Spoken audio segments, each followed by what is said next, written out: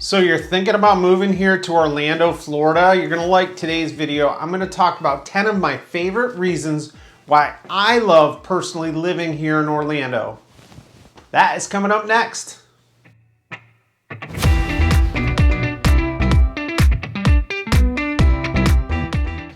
Hey everybody, it's Matt Allen here once again. Hope you're having an awesome day. Today's video I think you're really gonna like. I'm gonna go through personally what my 10 favorite reasons are why I love living here in Central Florida.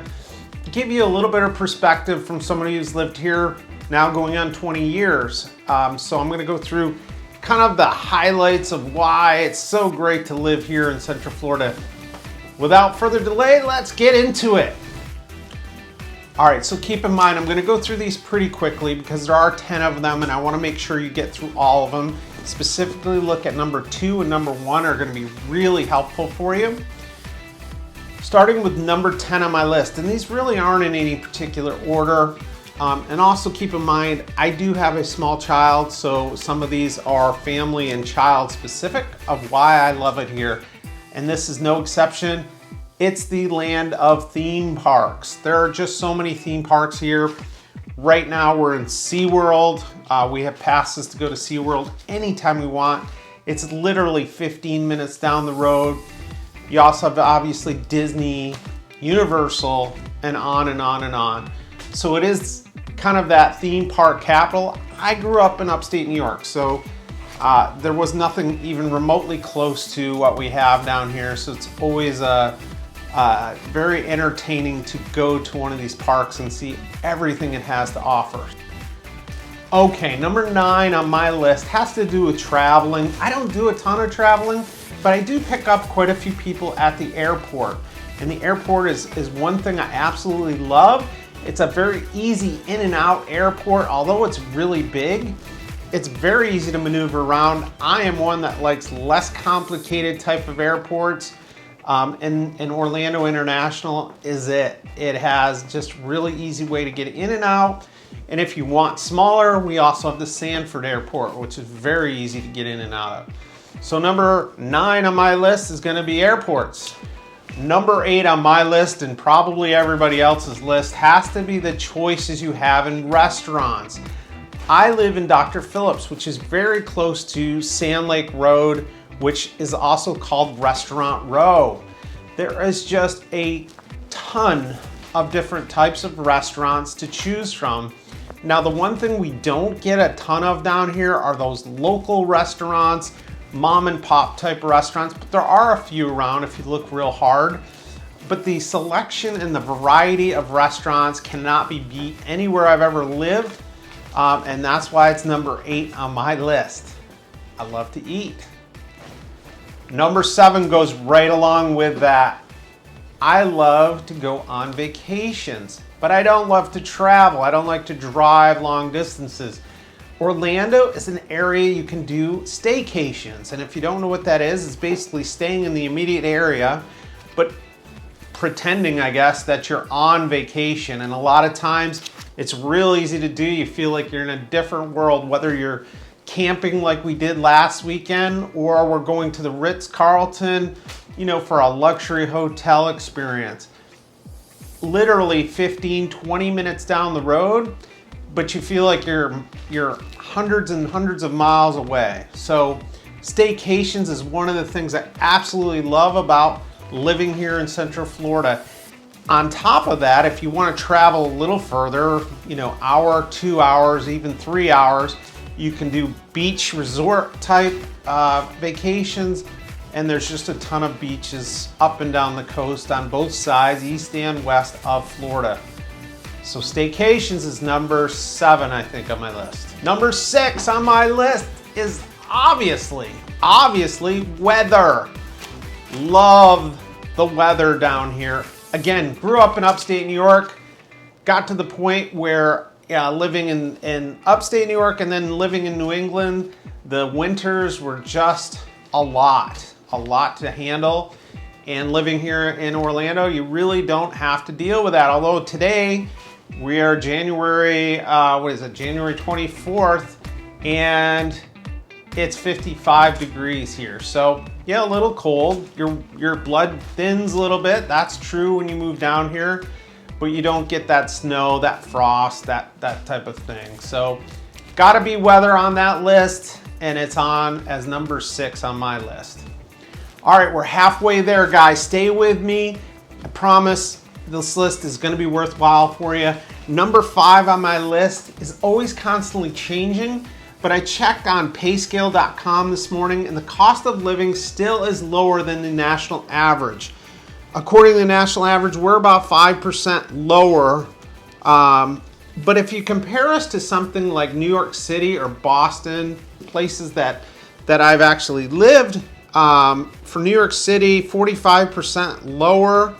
And for Boston, it's actually 34% lower. So we're significantly lower, and I know price points for housing were much lower, you know, across the board.